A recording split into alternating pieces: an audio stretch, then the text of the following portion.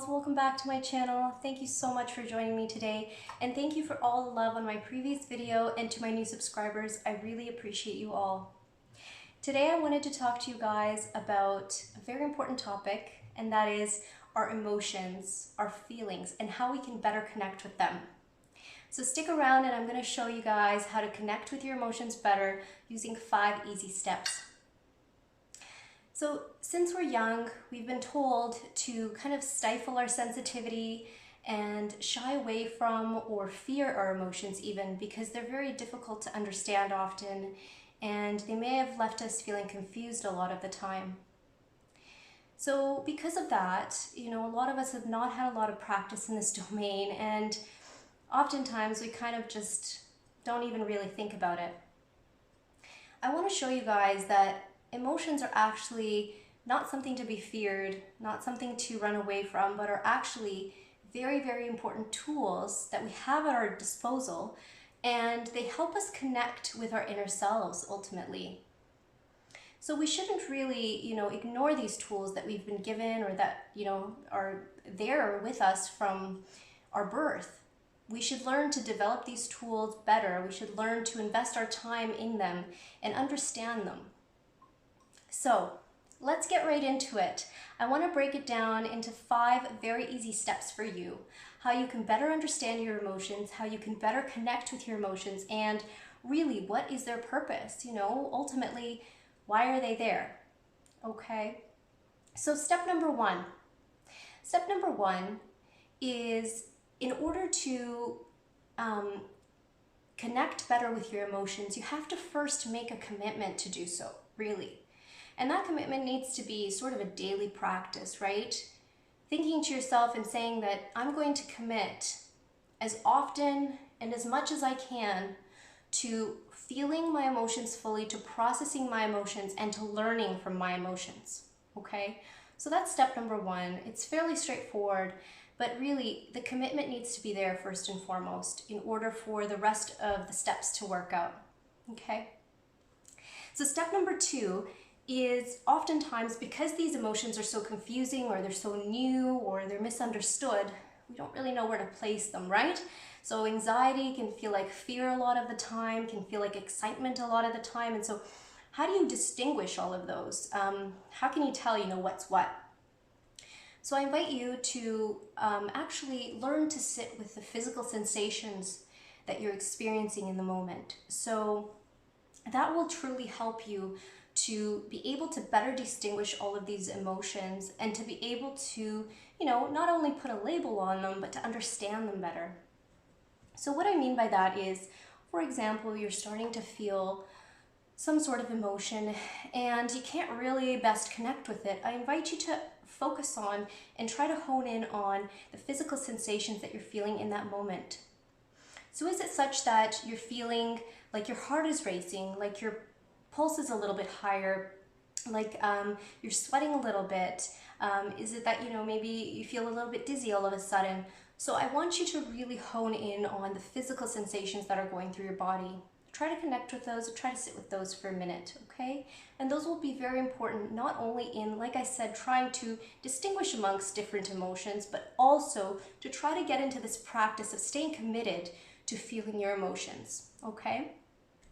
So moving on to step number 3. Step number 3 is, once we connect with that emotion, once we sort of, feel it, let's say in our physical body, then I want you to lean into the emotion, okay? I don't want you to step back. I don't want you to fear it. I don't want you to run away from it and avoid it, really. I want you to lean into it. I want you to embrace it. Let it flow through you, okay? And by doing that, you will see that you will be able to more fully understand why that emotion is actually occurring in the first place, okay?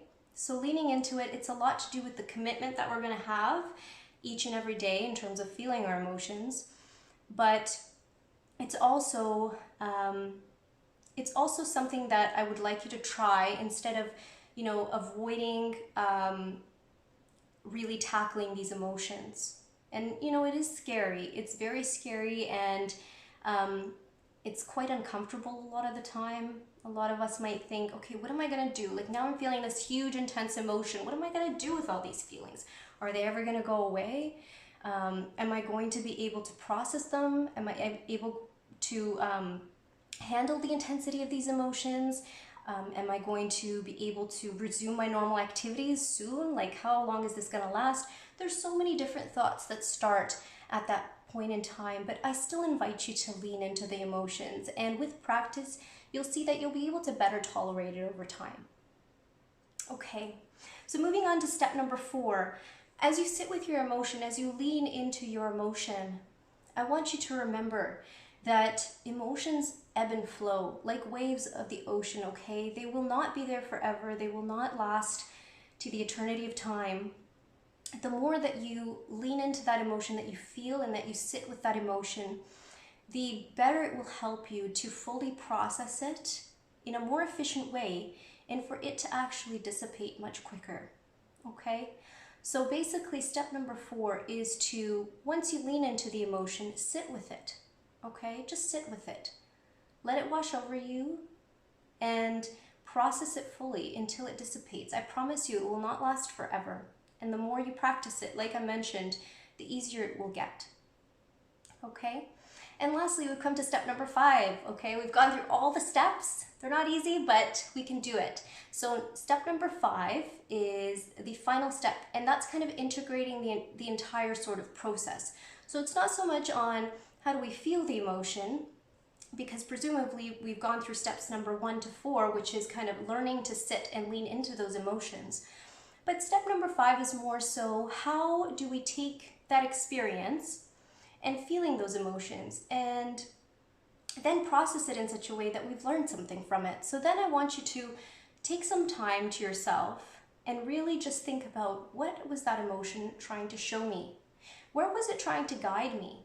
I'll give you a simple example. For example, if you notice that you're getting very angry or frustrated or irritated, and you've leaned into that emotion, you've accepted it, you've embraced it, you've sat with it, perhaps the message there, or the guidance that it was supposed to be showing you, is that we need to sort of look at your level of assertiveness and how you are instilling boundaries in whatever particular experience may have elicited those emotions.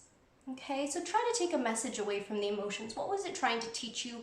What was it trying to say to you, and how was it trying to guide you? Because ultimately, jumping back to the beginning of this episode, like I said, emotions are part of our toolbox, okay? They are meant to be used as tools. They are not meant to be shied away from, feared, or avoided, really. They're meant to be thought of as and used as important tools in our self-discovery.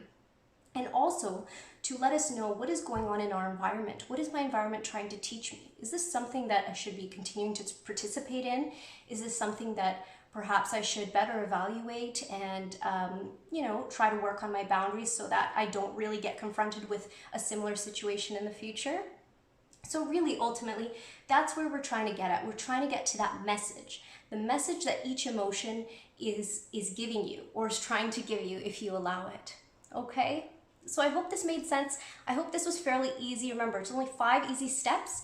I'm going to write those down in the description for you as well, so that you can just quickly refresh your mind whenever you feel the need to. I will be back very shortly, again, with another video that I hope you'll enjoy. And please do, leave a comment with any suggestions of particular video topics that you want me to cover, things that you want me to talk about. I'm really open to any suggestions, and I look forward to seeing you guys all here again soon. Thanks so much. Bye now.